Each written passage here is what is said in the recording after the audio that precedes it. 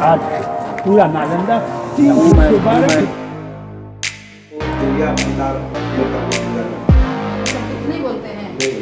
Welcome back to my channel Monika's Art and travel.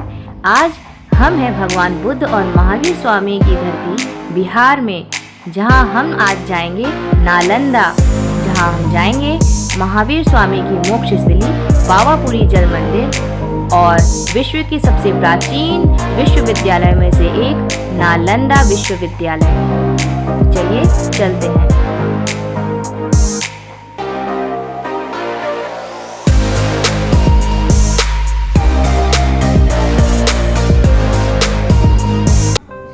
Friends, Nalanda से सबसे निकटतम जो एयरपोर्ट है वो पटना एयरपोर्ट है। पटना से नालंदा की दूरी लगभग 2.5 घंटे की है। फिर दोस्तों, यहाँ हम लोग रास्ते में रुके हैं, यहाँ पे कुछ ब्रेकफास्ट वगैरह करेंगे, फिर हम लोग निकल जाएंगे पावापुरी जल मंदिर के लिए। तो उत्तर दिशा की ओर पुल के शुरू में बने लाल बलुआ पत्थर से बने भव्य मेहराबी प्रवेश द्वार को पार करके आप जैसे ही आगे बढ़ते हैं, भगवान महावीर के विचारों में आप खो जाते हैं। हम जैन धर्मावलंबियों के लिए बहुत ही पवित्र जगह है, क्योंकि यहाँ पर भगवान महावीर स्वामी को मोक्ष की प्राप्ति हुई थी, इसलिए ये बहुत खास स्थान और पवित्र स्थान है हमारे लिए। यहीं पर उन्होंने अपना आखिरी उपदेश दिया था। यहाँ पर एक पवित्र सरोवर है, जिसके ठीक बीचों बीच इस मंदिर की स्थापना की गई है, और इस मंदिर तक पहुँचने के लिए लगभग 600 फीट लंबा पुल है, जिसके माध्यम से हम मंदिर में प्रवेश करते हैं। कमल सरोवर के बीचों बीच ये मंदिर रथ या विमान के रूप में दिखाई देता है, जिसका निर्माण महावीर स्वामी के बड़े भाई राजा नंदीवर्धन ने करवाया था। इस मंदिर में प्रभु महावीर स्वामी के चरण चिन्ह मौजूद है, जो कि इस बात का प्रतीक है कि यहाँ पर भगवान को मोक्ष मिला था। मंदिर की भावनाओं का सम्मान करते हुए मैं अंदर का वीडियो और फोटो आपको नहीं दिखा सकती। दिवाली और महावीर जयंती पर यहाँ पे बहुत से देश विदेश से श्रद्धालु आते हैं और मंदिर की रौनकता देखते ही बनती है। कहा जाता है कि जहाँ पर भगवान को मोक्ष की प्राप्ति हुई, उस जगह की मिट्टी को लेने के लिए लोगों में होड़ मच गई। लोगों की संख्या इतनी ज़्यादा थी कि वहाँ पर मिट्टी ले जाने के कारण एक बड़ा गड्ढा हो गया, जो बाद में एक सरोवर के रूप में परिवर्तित हो गया, जहाँ पर इस मंदिर की स्थापना की गई। इस प्राचीन जल मंदिर के ठीक सामने आपको एक नवनिर्मित सफ़ेद संगमरमर पत्थर से बना हुआ एक और जैन मंदिर दिखाई देता है, जहाँ पर आप भगवान महावीर स्वामी के दर्शन कर सकते हैं, जिसे बहुत ही सुंदर नक्काशियों से सजाया गया है। और दोस्तों, पावापुरी में ही मंदिर से कुछ ही दूरी पर आपको एक धर्मशाला मिलती है, जिसके भोजनालय में आप सात्विक और शुद्ध खाना खा सकते हैं। और नालंदा भगवान महावीर स्वामी के शिष्य गुरु गौतम स्वामी की जन्मस्थली भी है, जहां आपको उनका भव्य मंदिर दिखाई देता है। दोस्तों, यहाँ से हम चलेंगे विश्व प्रसिद्ध प्राचीन विश्वविद्यालय नालंदा के अवशेषों को देखने। मैं खड़ी हूँ नालंदा विश्वविद्यालय के ठीक सामने, जो मेरे लिए बहुत ही सौभाग्य की बात है। अब निकल तो पावापुरी से ये लगभग आधे घंटे की दूरी पर है। तो दोस्तों, नालंदा विश्वविद्यालय विश्व के सबसे प्राचीनतम विश्वविद्यालयों में से एक है, और ये विश्व का प्रथम आवासीय विश्वविद्यालय था। और यहाँ पर इस विश्वविद्यालय में बहुत से देश विदेश के छात्र पढ़ा करते थे और ज्ञानार्जन करते थे। वो यहाँ रह सकते थे और निःशुल्क ज्ञानार्जन कर सकते थे। इस विश्वविद्यालय को देखने के लिए लोग बहुत ही दूर दूर से देश विदेश से सैलानी आते हैं, जिनकी भीड़ लगभग पूरे साल होती है। ये बौद्ध धर्म का एक प्रमुख केंद्र भी रहा है। इस यूनिवर्सिटी के सामने आपको एक और म्यूज़ियम भी दिखाई देता है जहाँ पर फ़ोटो और वीडियोज़ अलाउ नहीं है, तो मैं वो आपको नहीं दिखा सकती। लेकिन इस विश्वविद्यालय की खुदाई के समय में जो भी अवशेष प्राप्त हुए थे वो उस म्यूज़ियम में रखे गए हैं, जिन्हें आप देख सकते हैं। हम इस वक्त खड़े हैं कहाँ? प्राचीन विश्वविद्यालय नालंदा, कला की भूमि नालंदा, जो कि विश्व की सबसे प्राचीन यूनिवर्सिटी में से एक है और कला विश्वविद्यालय भी पहला यही है। तो जैसे ही आप इस परिसर में प्रवेश करते हैं तो बहुत ही आश्चर्यचकित हो जाते हैं, क्योंकि इन्हें देखकर ऐसा लगता है इन खंडहरों को कि जब ये अभी ऐसे दिखते हैं तो जब ये एक पूरे विश्वविद्यालय के रूप में स्थापित हुए होंगे तो कितने सुंदर रहे होंगे। और ये हमारी प्राचीन संस्कृति और विरासत का प्रतीक है। पुरातात्विक विभाग और बिहार सरकार ने इनके संरक्षण के लिए बहुत ही अच्छे काम किए हैं। तो फ्रेंड्स, आगे की कहानी और इतिहास हम गाइड के माध्यम से जानते हैं, क्योंकि अगर आप इस विश्वविद्यालय के बारे में और इसके इतिहास के बारे में जानकारी चाहते हैं तो ये ज़रूरी हो जाता है कि आप एक गाइड लें जो आपको बहुत ही अच्छे तरीके से इनकी जानकारी दे सकते हैं। तो आगे की जानकारी आप हमारे गाइड से सुनिए। की पावन भूमि में आप सभी का स्वागत है। नालंदा दो शब्दों का मेल है, नालम प्लस दा।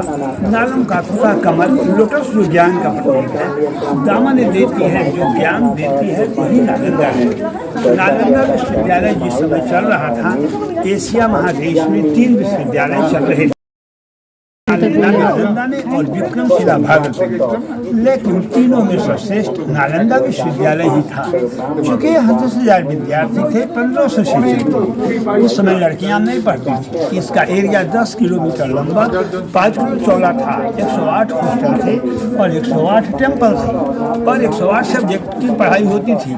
सब्जेक्ट वाइज हॉस्टल था, इसलिए नालंदा विश्व का प्रथम विश्वविद्यालय था। तीनों विश्वविद्यालय भारत में था, भारत विश्व का गुरु था। उस समय सरपाली और संस्कृत में पढ़ाई होती थी। 10 किलोमीटर है, लेकिन 1 स्क्वायर किलोमीटर की खुदाई जो 30 वर्षों में हुआ है। नक्शे के सामने आप खड़े हैं, 9 किलोमीटर भी मिट्टी से उस सामने देखें सर, टीला नुमा है जहाँ गार्ड खड़ा है, पेड़ पौधे लगे हुए हैं, या ये साइड में भी है। चूँकि इतना नीट एंड क्लीन देखने पर टूरिस्ट को यकीन न होता है कि पहाड़ नुमा था, इसलिए उस भाग को कंपस कर रखा गया। ये नालंदा सर 2 भागों में मिला है। एक पूर्वी भाग है मोनास्ट्री हॉस्टल, जहाँ बौद्ध भिक्षुक रहते और पढ़ते थे। चैत्य मानेश्वर टेम्पल, हम लोग यहाँ से प्रवेश कर गड्ढे में कमरे को देखा और यहाँ आकर अभी आप खड़े हैं। ये 2 मेडिटेशन और ये 3 में। ये साइड में सर 11 हॉस्टल है, 1 2 3 4 5 6 7 8 9 10 11। गेट पर बुद्ध की मूर्तियाँ डैमेज है। ये गाइड का सर जैसा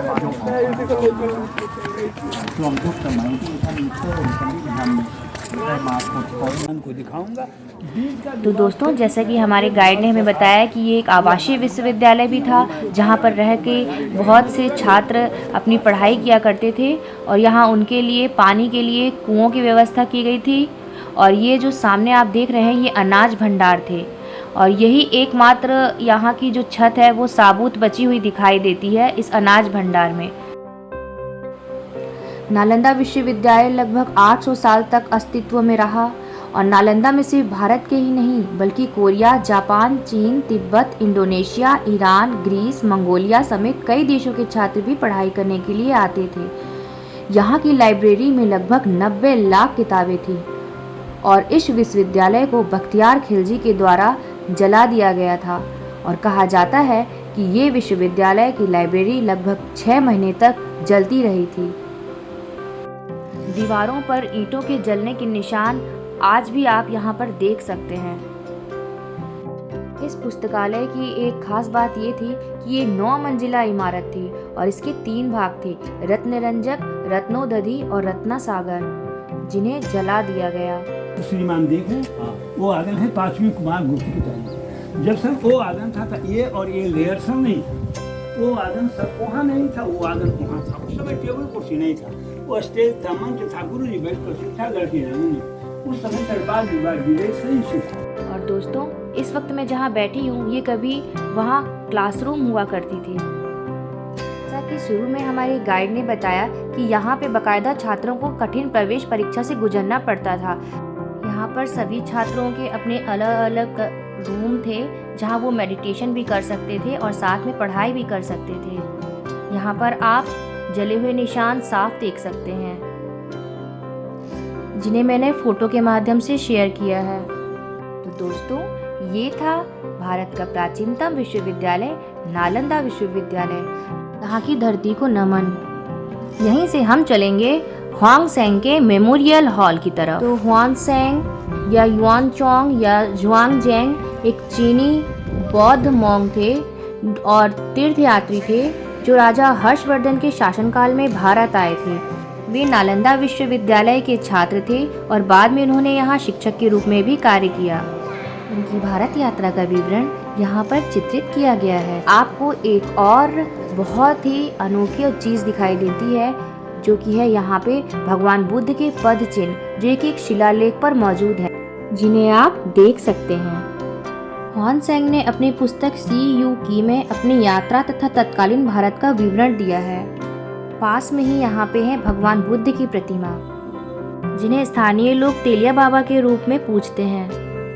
तो तेलिया भंडार लोग करके पूजा करते हैं। अच्छा, बुद्ध नहीं बोलते हैं? नहीं, बता रहे हैं ना, ये जो प्रतिमा आप देख रहे हैं ना, हाँ। इसी प्रतिमा को देख के ही नालंदा यूनिवर्सिटी का सर्वप्रथम खुला है।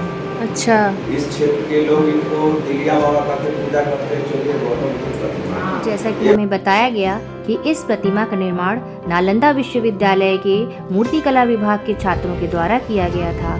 तो ये था नालंदा, जहाँ हमने देखा पावापुरी, नालंदा विश्वविद्यालय के अवशेष और ह्वांगसेंग का मेमोरियल हॉल। आगे अगर वीडियो पसंद आया हो तो लाइक, शेयर और कमेंट करना ना भूलें। मिलते हैं अगले वीडियो में।